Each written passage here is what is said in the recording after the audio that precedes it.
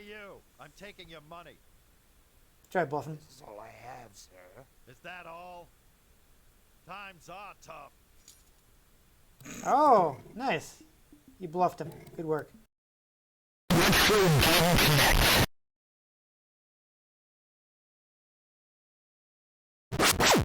Hello and welcome to Retro Game Connect. I'm Dan Mastriani. And I'm Ian Butterfield.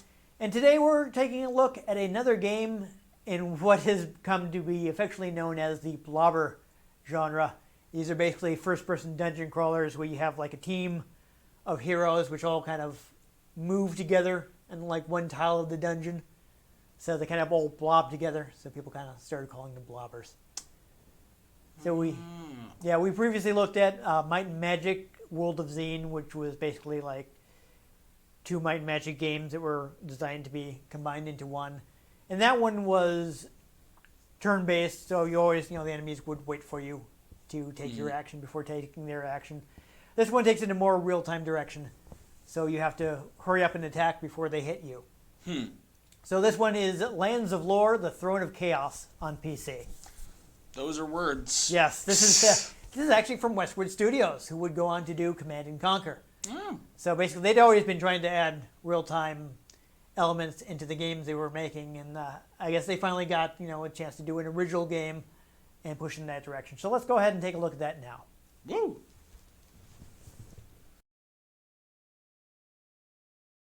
I don't know if you would like to view the introduction. Nope. Wow. Okay, well, basically what's happening is there's a witch who has stolen a magical item that allows you to shapeshift. I have need of a champion.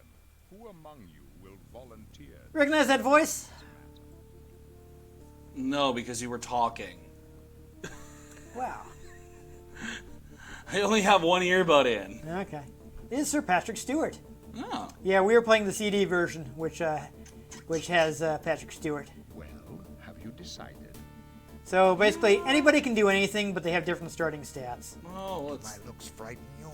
Magic runs strong amongst my people. I may Yeah, not I don't say. care. Excellent. Settle your affairs and attend me in the throne room for instruction. Okay, so the first thing we want to do is, I think you do have to click again to, is go to the floppy disk icon in the lower left, because we do need to turn on text. It's not on by default, and you can't change the options before you start the game. King Richard awaits you in the throne room. So click on the floppy disk, go to the game up or game controls, and text is on. If you, it's up to you. The floating cursor will let you move by clicking toward the ends of this little game window there. I don't know why it's off by default. The only thing I can think of is it potentially gets in the way of interacting with things. But anyhow, you can do that, or you can use top row, the number keys. Whatever works better for you. If you're close enough. You So is he... yeah, just go straight on. He's King Richard? I Sir Patrick Stewart? think that's what they said. That's rather amusing. I mean, I know he's done a lot of Shakespeare. Well, just... To your left, yeah. Robin Hood Men in Tights, where he also No, plays keep going. King Richard. Yeah, that way. That's where you go. You've seen Robin Hood Men in Tights, Yes, right? yes, I have. Just not recently. I didn't remember that he was in that. It's the grand plot twist at the end of the movie Uh, that King Richard yeah, was is Sir that right? Patrick Stewart the whole time. His Royal Majesty awaits you in the throne room. Haha. Oh. I mean, he seems like a good choice. Lucky for him that he didn't have any boogers. We did get a very close-up look. With whatever troops can be gathered locally. Isn't Eric mustering his white army? Have we lost all confidence in So, our own yeah, so you may notice that there's a drop-off in quality between Sir Patrick Stewart and the rest of the cast. As long as we have our own magic, I really don't see where we need more than the defenses we already have in place. Apparently, he was such a pro that they booked him for 3 hours, and he didn't even need all 3 hours to do all of his lines. Need for the Ruby of Truth. Please retrieve it from Roland's I'm guessing there were not a lot of second takes needed. Here is a key to my private library. Among the books, you will find a magic atlas that should be system. actually, I do have the. Come by my office before you leave the keep. I'll give you a writ. That will I have a identify hint you book as being on official from the business with His time. Highness. Okay, where am I going? So we want to get there. We want to get that atlas. Let me see. Yes, there should be a keyhole there. Left. Yes, there we go. We're in the right place. There's the An keyhole. ornate lock. So just grab the key, drop it in there, and now you can go into the door to your right. Yep. So these books are all have a little bit of narration from Patrick Stewart. I travel not to go anywhere. But if you want to head straight I travel. but to travel. the book you need for the auto map, it is at the back. I think that's it. Yeah. Try that one. Never drink Oh, from sorry. underground waters. These I guess it was corrupt the other one. heart and taint the mind. Many a twisted soul met its fate through unwise drinking. Yeah, it's next to the door. So there you go. Now, Magic atlas. at any time, you can click on that book over there. And you'll have a map. It hasn't filled in yet because you haven't gone anywhere.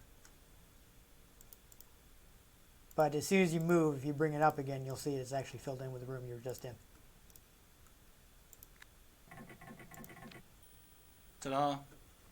Yeah, so All right, now I have to there's get the nothing writ. you need in here. Yeah, you just got to talk to that guy.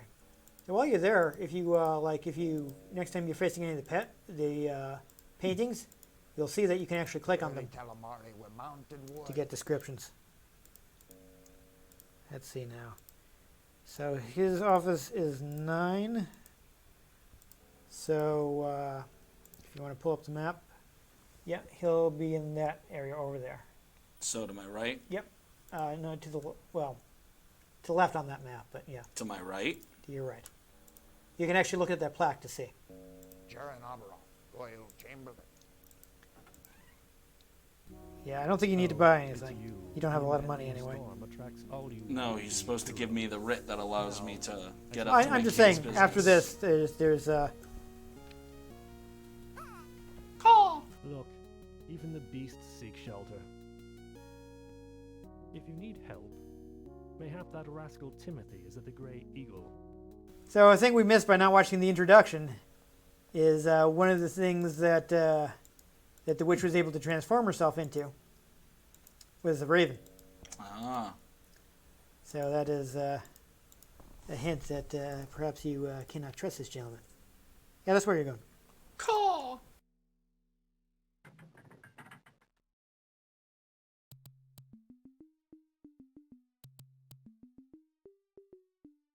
I'm Yeah, in so the there's, woods. there's stuff you can find in here, but I think if you want to critical path it, I think the left path. Like that left path or this left path? The left from your viewpoint. No, this left path or this left path? That left path, because that's Okay. the dead end. As I remember from a fact I looked at quick. Know what? So, where did we start? Where? Yeah, why don't you look at the map map. yourself? So 15 is the marina, if you want to go to there. There are silver coins in here. That's something you can throw at enemies. The nest is empty. Yeah, I guess they probably want us to get those items. All right, yeah, you can't go to the lake yet, but there are, if you see those, there are open lines there and there.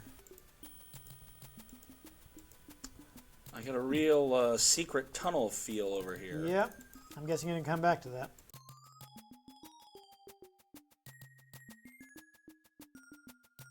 I did appreciate that you could see the castle in the distance.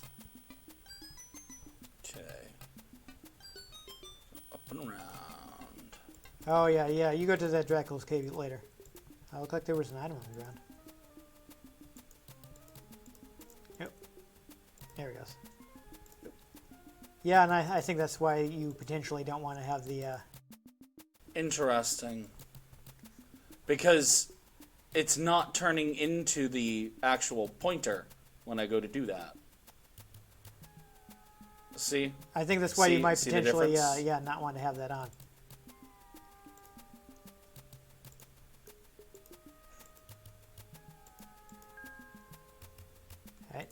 So if you want to click on your portrait, you can see what you have. You can see what you have equipped. So click on your portrait. What's he got? So I mean, try swapping it and see what.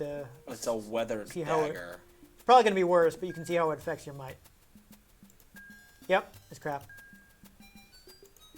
So there you go. But you know that was useful to see. We need to get to 9. Yeah, you can use these keys too instead of clicking over there. Well, I mean, 9 is the thugs. I think the. Hey, you! I'm taking your money. Try bluffing. This is all I have, sir. Is that all? Times are tough. Oh, nice. You bluffed him. Good work. Uh-oh. There's a boar behind you. Quick. Oh. That one. Click that to attack. Yeah, there you go. Yeah, these guys are not that strong, so you don't really need to... yeah, say that to my health bar. Okay. Hit the Z's to rest and regain your health. But I'm saying that you don't really need to use magic on these guys. You do start with 1 spell.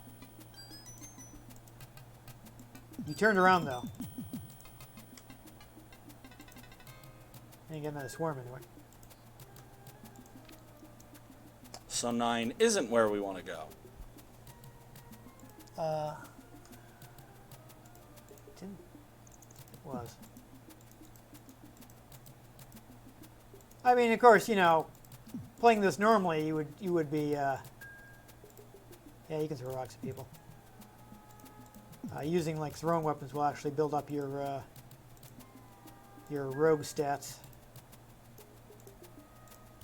So basically, this has the system where you build up your abilities by using them. So as you can see, there are additional paths there and there.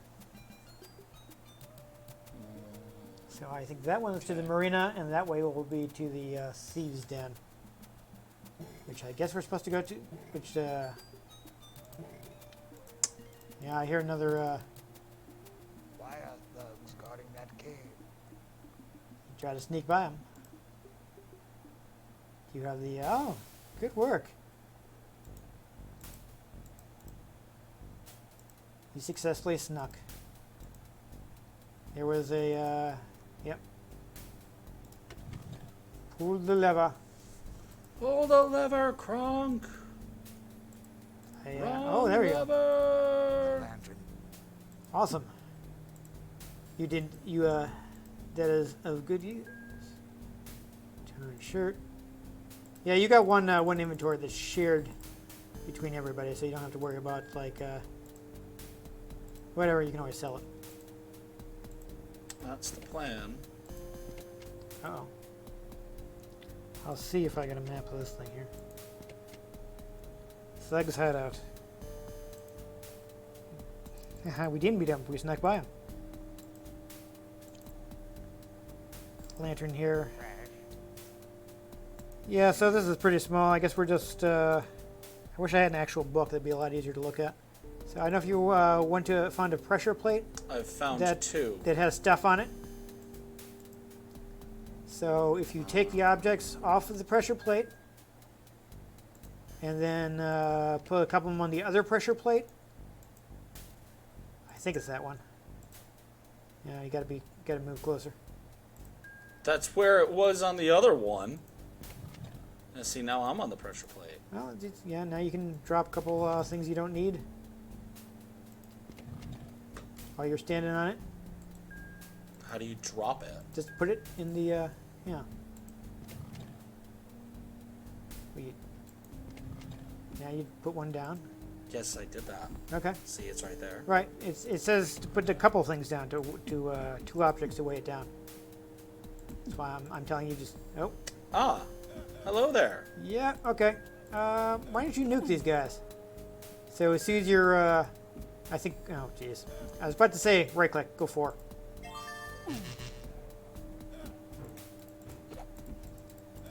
Oh boy, I think we should have saved.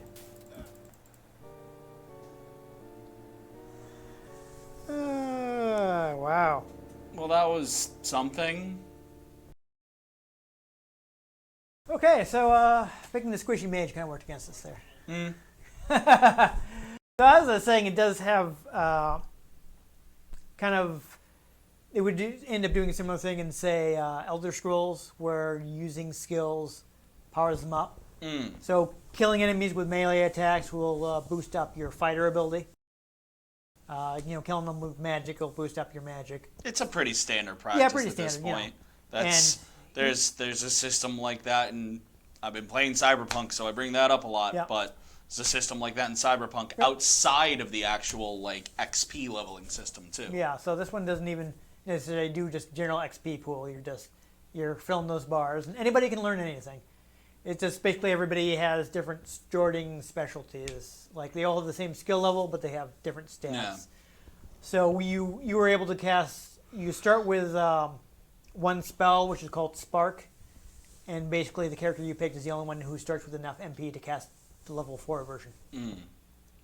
So it's very stripped down.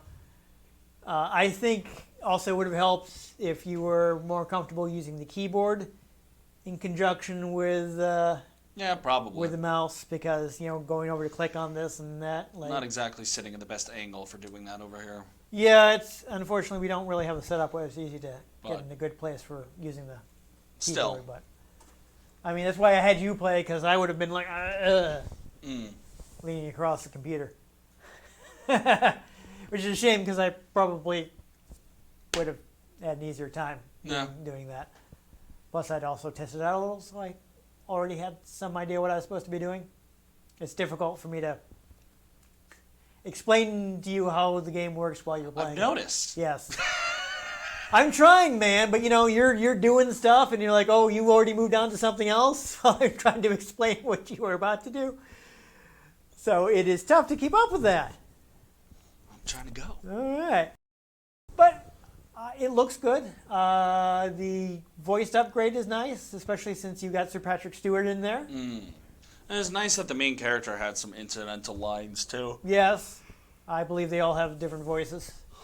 It'd be kind of weird if they all had the same voice. So this one is streamlined, and then one, you're not creating your characters. It's all predetermined characters. Different party members will join you at different points in your quests. They actually made it more linear in that you do this quest and you do this quest. So there's not as much wandering around and seeing what you can see as other games, which should, I guess, present you with more of an open world, and you kind of get to just wander around and hopefully find the main plot line. So this one's a bit more directed, which is good or bad depending on your point of view. Like, they made the auto mapping something you find, because there are people out there who be like, I've been making my own maps for the last 10 years. Who do these people think I am? Some child that needs them to hold my hand? That just sounds so boring. I'm just saying, there are people who like that kind of thing and don't want the game to map things for you. It's actually the auto map will do things like marking off levers and buttons for you as you pass them. And people would be like, well, I want to spot things on myself, and I don't want the game just telling me it's there if I wasn't careful enough to look. Different people want different levels of help. Yeah. So, they made it optional. I mean, personally, I would have just made it like a toggle. Because I know a few times when I was testing out the game, I was like, now where's the stupid atlas? Because you don't have any map until you actually find the thing. So I kept getting turned around in the castle. It was like, did I just go this way? Oh, it's so hard to tell from like this small view. I also kind of wish storming the castle. I'm not sure what they do with the left side of the screen, because there's a big blank spot there that maybe they could just have the auto map up all the time. I didn't see anything during combat, so I don't know what goes there. Maybe some optional menus that you open, like I know you can select different spells at certain points.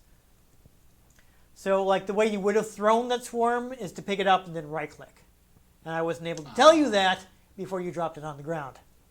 Well, I had more of them. Yeah, I'm just saying that you basically wasted time dropping it on the ground when you could have been like, ha, bugs.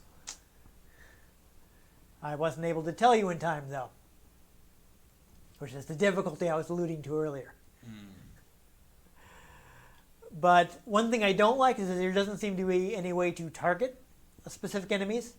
Yeah, I gotta say, that's where gameplay was really falling apart. The attack button is just attack. Yeah, like I read the manual and I was like, okay, because like when I was just trying it out, which was honestly a while ago. Like when I first got the game, I was like, oh, let me see what this is like. See what this is something that moves fast enough that we can play it on the show.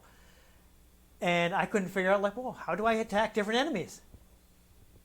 So I prepping for a shoot, and I looked it up. I sat down and read the manual, which actually isn't actually very long. And it just says, click the button to attack. I'm like, oh, you just, okay. You don't, that seems like a failing of, I mean, I guess they're trying to streamline it, but I don't know if I like that. I wish there was a way to pick who you're attacking in case certain enemies are more dangerous and you want to get them first. That's why I like playing D&D over playing D&D-esque games. Well, it's interesting in that prior to this, they'd done contract work for SSI, who had the D&D license at the time. So they'd made the Dungeons & Dragons Eye of the Beholder games, the first two.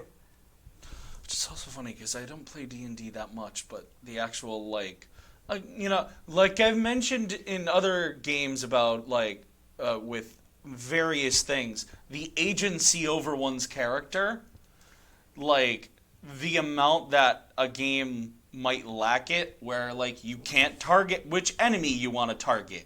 Your attack is just attack. It takes away from it for me. Yeah. You know? So, what I would say that is, part of the problem, of course, is that you're simply limited by the computer simulation. Well, yeah. I mean, there's only so much they can do, both limited by the hardware and limited by the interface. Because even if you got a powerful enough hardware to simulate all these things you might want to do, how do you communicate that to your computer? Oh, I know. So they have to simplify it a little, just when it gets a little too simple, it's like, yeah, come on. yeah. Come So on. it's hard to find the balance. This is honestly, though, kind of why I kind of prefer turn-based in these games, because then you don't have to worry about being like, well, I have to hurry up and attack. You can be like, okay, I want to do a physical attack to this guy. Yeah, Run that it. was literally, I was trying to sidestep back onto the pressure plate, and suddenly there were 3 dudes there Yeah. who weren't there before.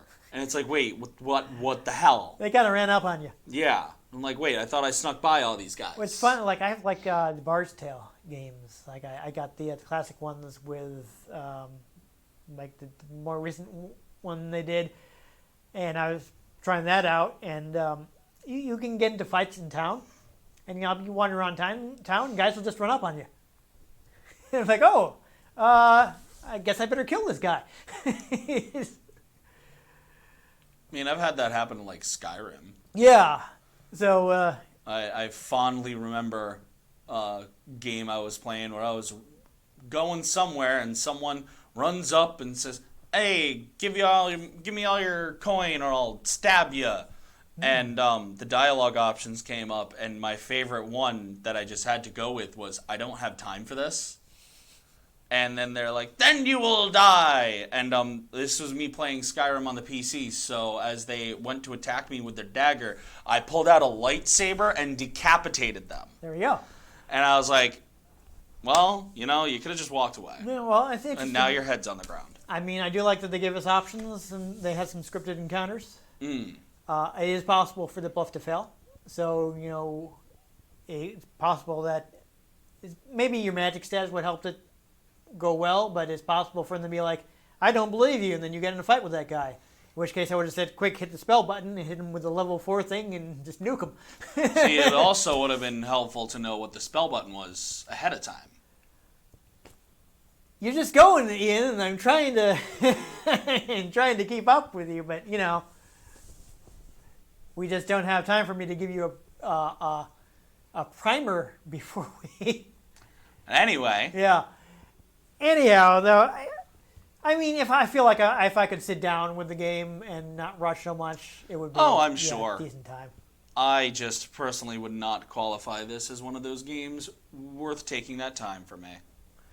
I mean, I was amused by the fact that we went on a quest for a king played by Patrick Stewart. Well, yeah. Over a decade before Oblivion. Yeah. So that was fun. Patrick Stewart just be up to stuff. It's a shame we didn't have time to watch the intro because I thought it was actually pretty impressive. Well, you could always play it and Well, I mean, I'm record sure, it later. sure people can find that on but online, so I'm not going to worry about that. I mean, Sir Patrick Stewart's voiceover stuff gets a little wild. I don't know if you watch a lot of American Dad. Yeah, sometimes. But they get him saying some things Yeah. on that show. But, it originally came out on floppy disks, so that it looked this good is impressive. And that it could contain Sir Patrick Stewart's pure vocal talent. That was new for the CD-ROM. Ah. See, that was there was the big thing is that now we have a CD-ROM, we have over 130 megabytes of digitized voices. 130 megs. Ooh, and like 1994 when this came out, it's like, I know. ooh. But these days, like, When you had 1.44 megabytes on your floppy disk. I mean, I have like 200 some odd gigs on this, I think. Yeah, okay. Just, one of those modern day things. Yeah. I mean, I don't know though. It's always amusing. This does. You can buy this from GOG. This is which is how I got it. It comes in a 2-pack with the second game, which is full of terrible FMV. Phenomenal. So I kind of want to play that at some point, just so we can be like, they thought this was a good idea. Yeah. Say that with a lot of games. Now that this is now that FMV is not the thing anymore, and you can get all these FMV games super cheap. I find it amusing to go back at them and just look at how terrible it is. Y'all thought this was the future. Yep.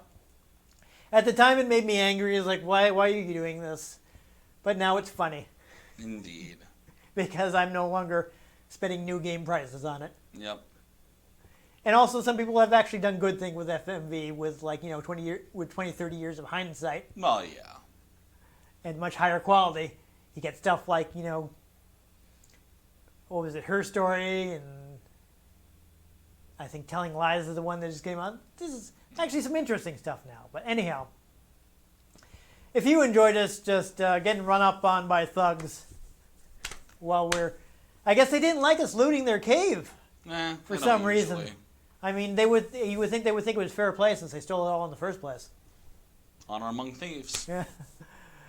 But make sure you give this episode a like if you want to catch future episodes in which maybe we do the running up on the thugs and they have to deal with it. Make sure you subscribe to our channel. I've been Dan Mastriani. You can catch me on Twitter at NewTypeCola. I'm Ian Butterfield. You can find me on Twitter at ENG Butterfield. You can find this show at Retro Game CNCT, Facebook.com/RetroGameConnect, and RetroGameConnect.tumblr.com. Drop in the comments down below. Let us know what you thought of the games we played, or if there are any games you'd like us to play. If we can get our hands on them, we might just play them, or we might just try to use them to flip a pressure plate. But most importantly, make sure you join us next time on Retro Game Connect.